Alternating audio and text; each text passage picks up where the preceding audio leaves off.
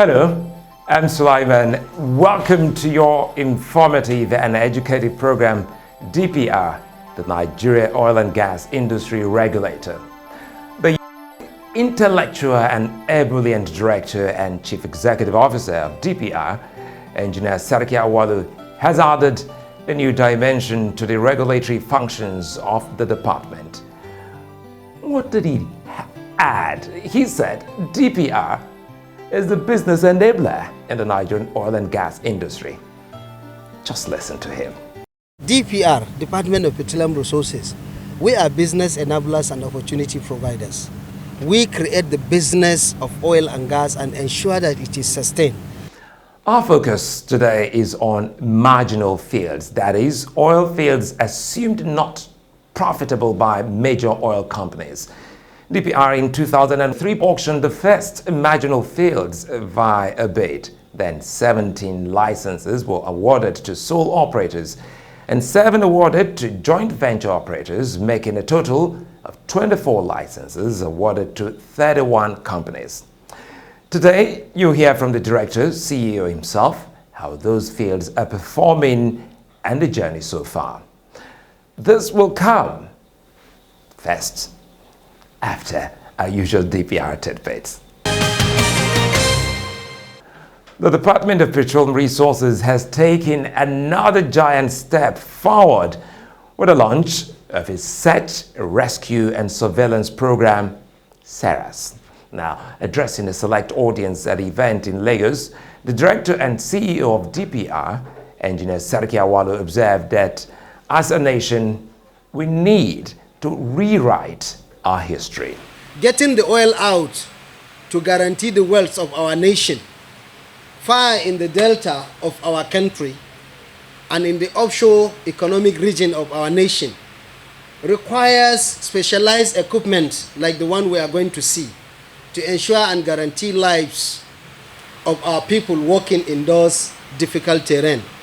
Captain James Daniel, Managing Director, CEO, Omni Aviation, partner to DPR on SARAS, said that what makes this program so vital is the level of knowledge and expertise required to operate it. The program has been actually several years in the making, and the DPR, with its commitment to safety, value creation and cost effectiveness, reached out to industry professionals to aid in the development of this program. Fortunately, Omni Blue Aviation and our international partners have acquired the requisite skill set and knowledge to support such a lofty initiative.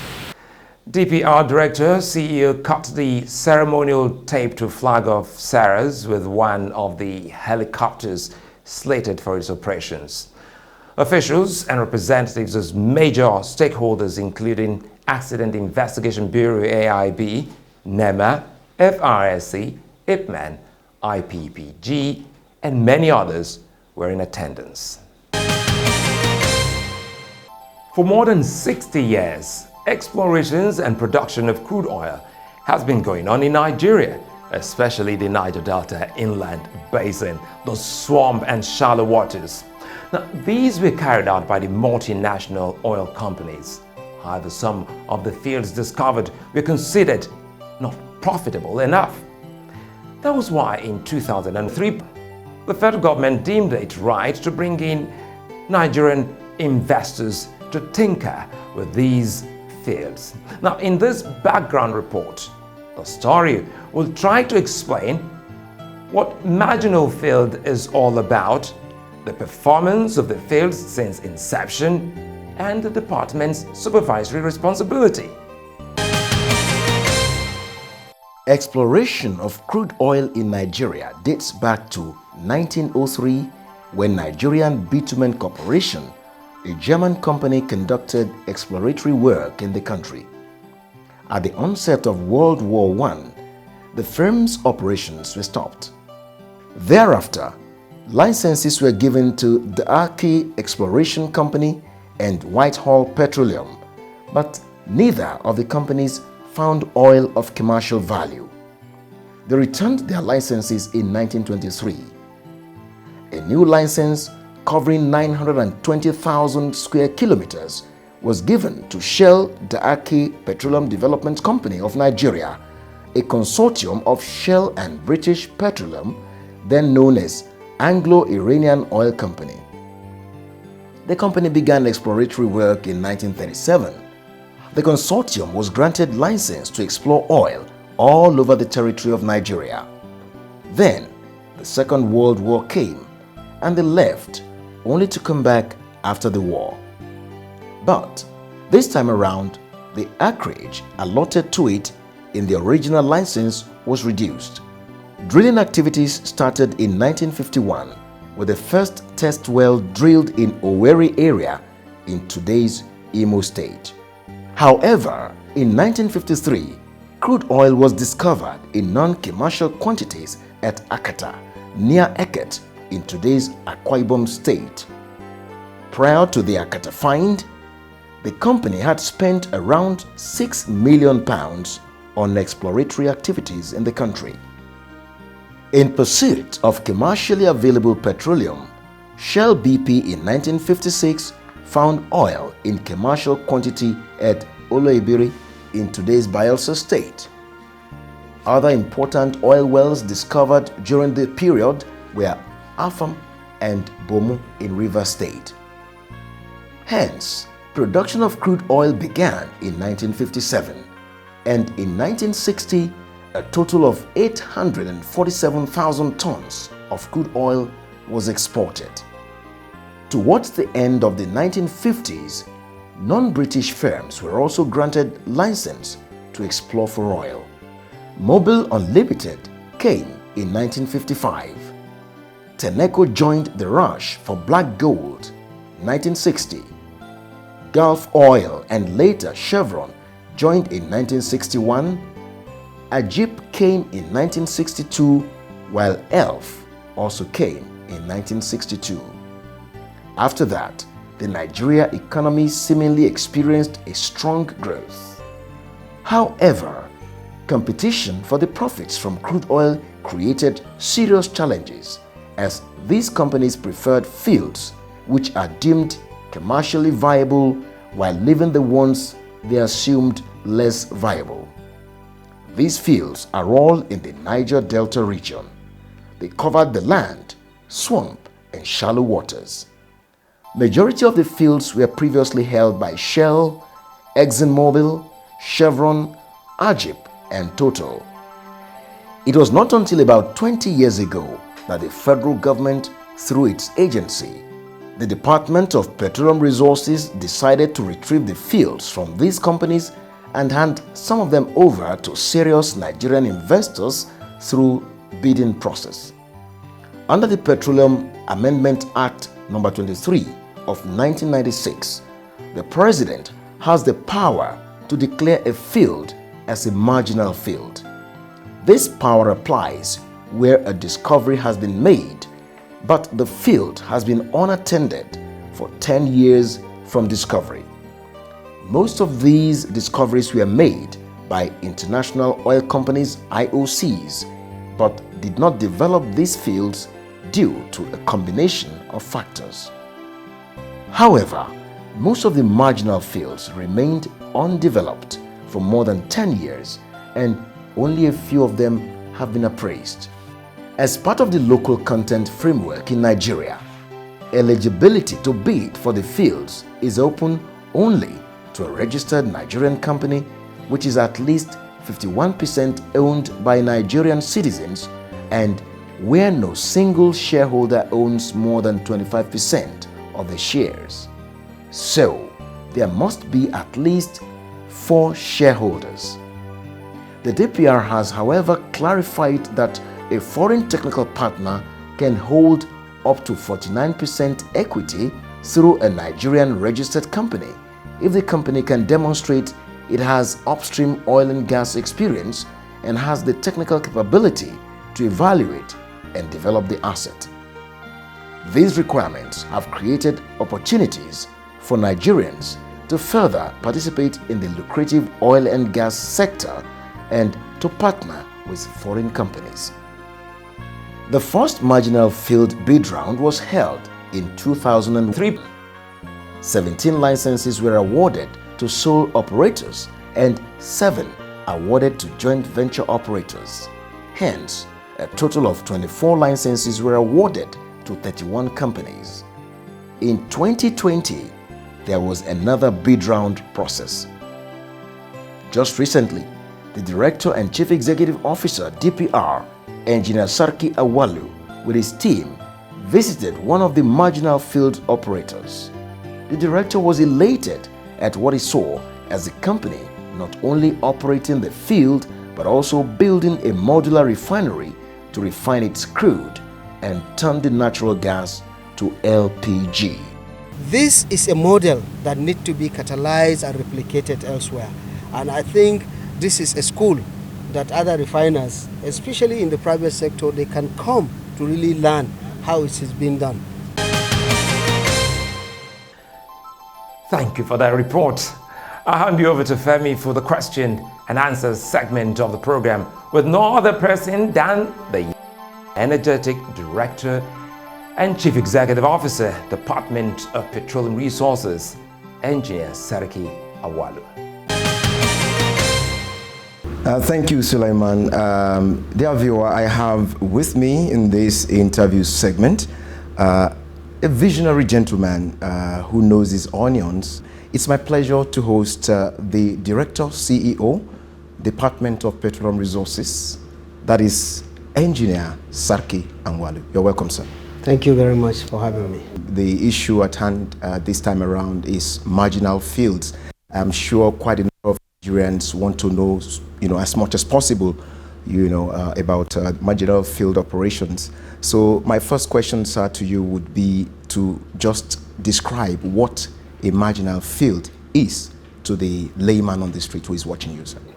Marginal field, by definition in our books, is a field that is discovered but abandoned for over 10 years without activity.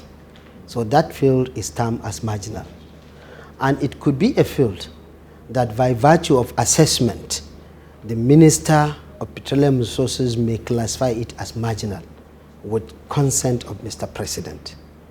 So what is this field? Fields arrive when you get a play.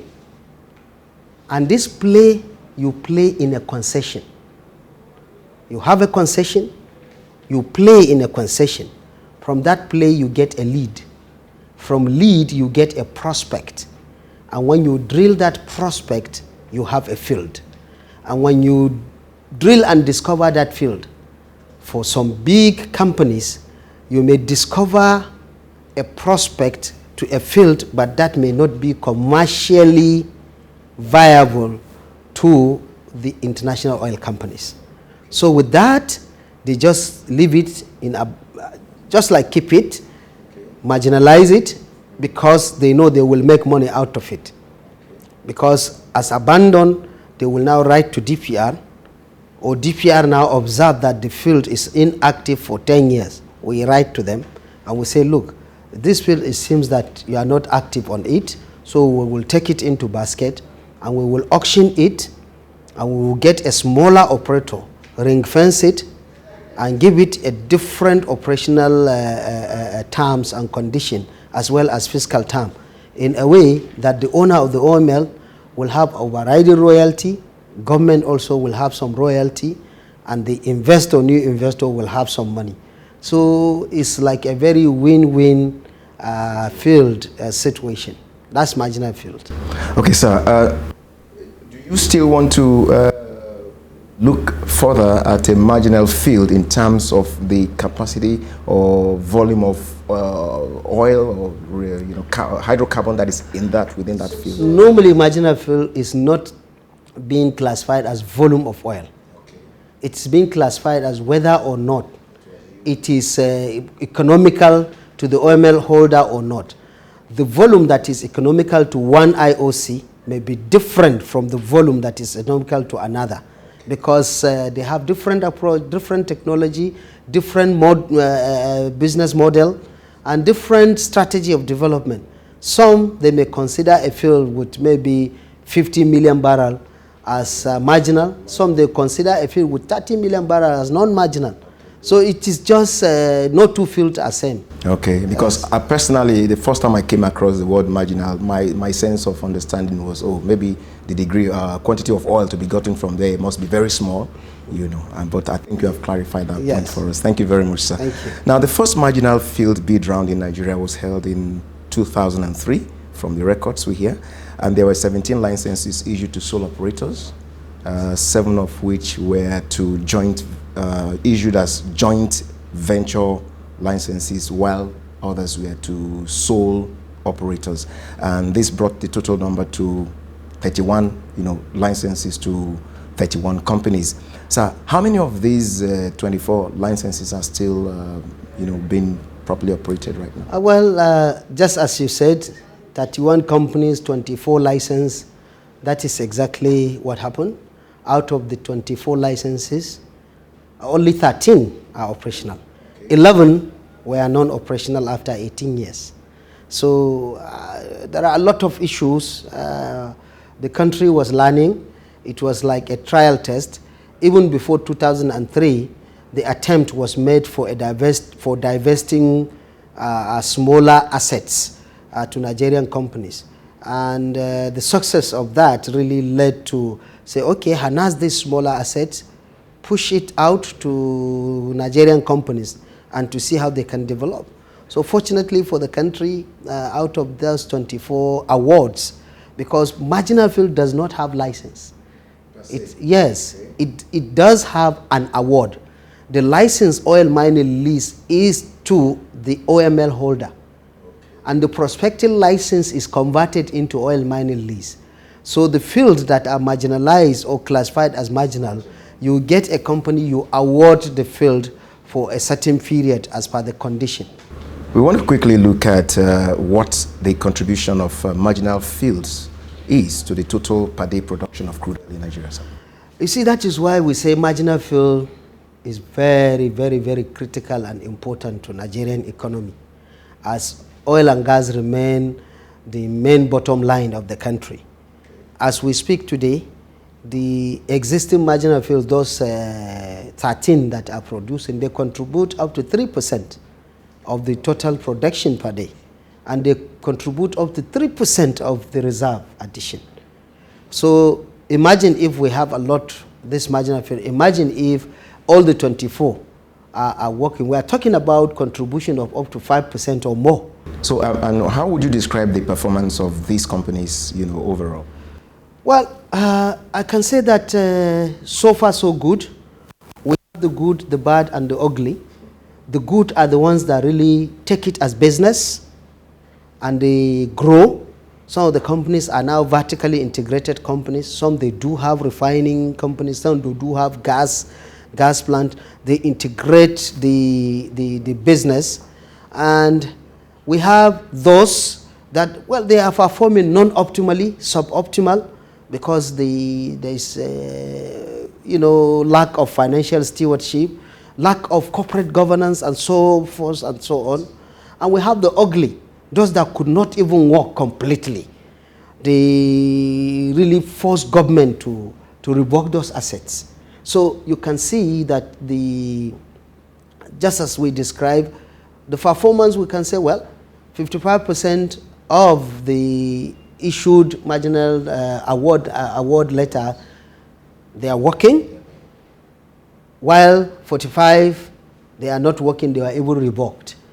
So the performance is what we are learning. In fact, one of the outcomes of the exercise is that we learn how to manage and we learn lesson from the exercise. What are the lessons to be learned from those negative experiences? Whenever you learn lesson, you are to improve. Whenever you want to do something, you are getting something right. And what we learn, first, there is issue of corporate governance. There is issue of corporate governance. It's very, very key. There is issue of financial stewardship. There is issue of HSE stewardship. There is issue of operational stewardship. And there is issue of asset building, not asset stripping. You see, we observe that most of the marginal field and the divested asset, they rather go to strip the asset rather than build on the asset. What is asset stripping? Trying to build on cost on the asset unnecessarily. not knowing that these assets are being operated on sole risk basis, which make it really more rewarding to the owner. So all these lessons we learn and we incorporate it in the current bid exercise in a way that will eliminate all those shortcomings and bring innovations. In fact, it is deliberate that we set up the NOGEC Center, the Nigerian Oil and Gas Excellence Center, because part of the center is National Improved Oil Recovery Center. And this Improved Oil Recovery Center is secondary and tertiary recovery, which will enhance the production of marginal field operators. It gives them ability to use technology in a way that they will maximize profit, optimize reservoir, and minimize losses. What are the operational modalities of the field between the companies and the federal government? The business model, the economic model, or the fiscal term is sole risk. And you know, marginal field, it has a very, very robust signature bonus. It is a very robust tax regime. You know, 2.5%, less than 5,000 barrels. You have very lenient taxation, reduction in taxation, ability for capital allowance, tax flow back, so many incentives to really, government has incentivized the business for the marginal field awardees and operators to really develop the field and bring the asset. Are there penalties for companies who have not performed properly or who absolutely. have not operated their fields? Absolutely. Okay. You see, you can even see from what we've done initially for the non-operating marginal field. The penalty is invocation of Schedule 2, Section 24, 25, 26 to 27 to 29 of Petroleum Act. It gives very clear and unequivocal explanation. If an asset is not being operated in a business-like manner, revoke it, because the entire nation is losing. Now, since 2003 bid round, sir, has there been any other one? And if yes, how successful was it? Well, after 2003, I can say 17 years, 2020, we initiated another bid round, and we identified 57 fields, and those 57 were very much unencumbered, and we run a very transparent, a very clear, transparent, and bid exercise in a way that we create a portal and we leave that portal open for anybody that is interested in the marginal field bid exercise. And you can interact with the portal to know what is happening. And we are thankful to God because we had a lot of interest.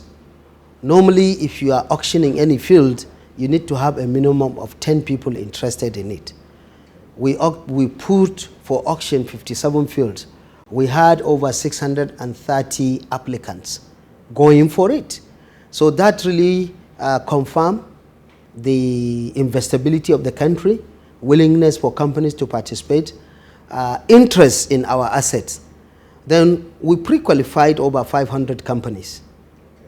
And after for that 500 companies, we have 477 applications from 380 companies, which show that some companies apply for more than one field.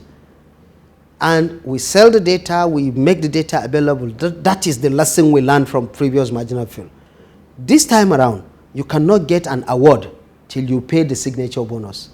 There, you get an award before you pay the signature bonus. So right now, anybody that failed to pay the signature bonus within specified time, he's out.